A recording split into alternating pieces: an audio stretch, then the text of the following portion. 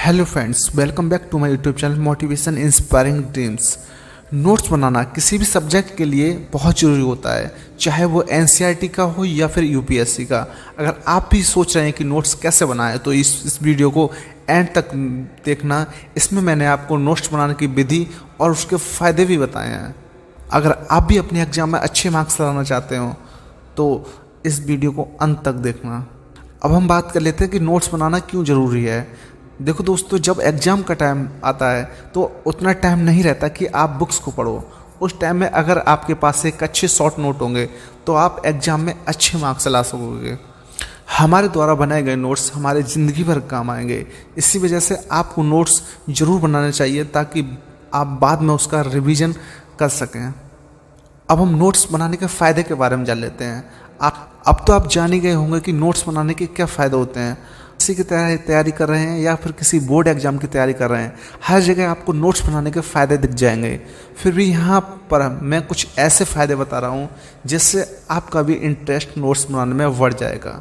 एक, जिस सब्जेक्ट का नोट्स बनाओगे उस सब्जेक्ट का नॉलेज बढ़ जाएगा। नंबर 2, एग्ज़ाम टाइम में तैयारी करने में मदद मिलेगी। नंबर 3, जब कोई जॉब करोगे तो उस टाइम नोट्स बनाने की ज़रूरत होगी। नंबर 4, अपना बनाया नोट्स दूसरे लोगों को देकर उनका भी नॉलेज बढ़ा सकते हो। नंबर 5, यदि आप टीचिंग करेंगे तो नोट्स भी काम आएंगे। अब सबसे अहम बात है कि नोट्स कैसे बनाएं। नोट्स बनाने के फ़ायदे को पढ़कर आपका भी मन जरूर कर रहा होगा कि मुझे भी नोट्स बनाने चाहिए। लोग नोट्स तो बनाते हैं पर सही विधि से नहीं बना पाते, जिसकी वजह से बाद में प्रॉब्लम होती है। हर चीज़ का एक स्ट्रक्चर होता है, यह बात बहुत लोगों को मालूम नहीं होती। इसी वजह से नोट्स कैसे बनाएं सोचते रहते हैं, पर आपको चिंता करने की कोई ज़रूरत नहीं है। वीडियो में वो सारी चीज़ डिस्कस करने वाला हूँ जो एक सुंदर एक शॉर्ट नोट्स आप भी बना सकते हो।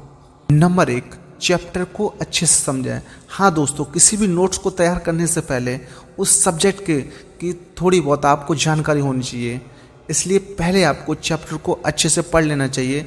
जिस भी सब्जेक्ट का नोट्स बना रहे हो उसके चैप्टर को अच्छे से पढ़कर और समझ लीजिए। इससे आपको नोट्स बनाने में आसानी होगी और अपना एक स्मार्ट नोट्स भी तैयार कर पाओगे। नंबर 2, सभी टॉपिक को नोट करें। आप जिस भी सब्जेक्ट को पढ़ रहे हो सबसे पहले उसमें जितने भी टॉपिक हैं एक पेपर लिख लो जिसके बाद एक टॉपिक मैप तैयार करो। टॉपिक मैप का मतलब होता है कि चैप्टर का स्ट्रक्चर। जैसे एक चैप्टर के अंदर बहुत सारे टॉपिक होते हैं, उसके सब और उसके अंदर भी कुछ और इम्पोर्टेंट पॉइंट्स होते हैं।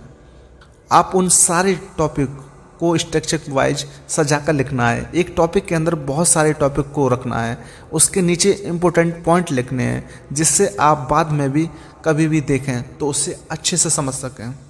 नंबर 2, सभी टॉपिक में छोटा छोटा डिस्क्रिप्शन जरूर लिखें ताकि उसे समझने में आसानी हो। उसको साफ सुथरा रखें। जी हाँ दोस्तों, नोट्स को आप साफ़ सुथरा रखते हैं तो आपको पढ़ने में भी आसानी होगी और याद करने में भी आसानी होगी। इसलिए आपकी जो हैंड राइटिंग है वो साफ होनी चाहिए। भाषा को आसान रखें। जो भी आप लिख रहे हैं, किसी भी टॉपिक पर आप लिख रहे हैं, उसकी भाषा जो है वो आसान होनी चाहिए और साफ़ होनी चाहिए ताकि आप जब भी उसे पढ़ें तो आपको याद करने में कोई भी दिक्कत ना हो। पॉइंट को जरूर नोट करें। अगर आप टॉपिक को रिवीजन कर रहे हैं या फिर पढ़ रहे हैं तो कोई भी अगर इम्पोर्टेंट पॉइंट आता है तो उसे नोट जरूर करें। वह जो इम्पोर्टेंट आपने नोट किया है, पॉइंट जो नोट किया है, वो आपको एग्ज़ाम के समय काम में आएगा। जब भी आप किसी का भी एग्ज़ाम देंगे तो वहाँ पर आपको काम आएगा। अपने नोट्स में चित्र को जरूर बनाएं। अगर आप कोई भी नोट्स बना रहे हैं तो आप चित्र को जरूर बनाएं। वो एग्ज़ाम के समय ज़्यादा से ज़्यादा आपको हेल्प करेगा। अगर आप एग्ज़ाम में किसी के चित्र को अगर कोई भी चीज़ मेंशन करते हैं बना करके तो वो आपको ज़्यादातर अट्रैक्टिव करेगी और एग्जामिनर जो होते हैं वो उसी को देखकर ज़्यादा अच्छे से अच्छे मार्क्स देंगे।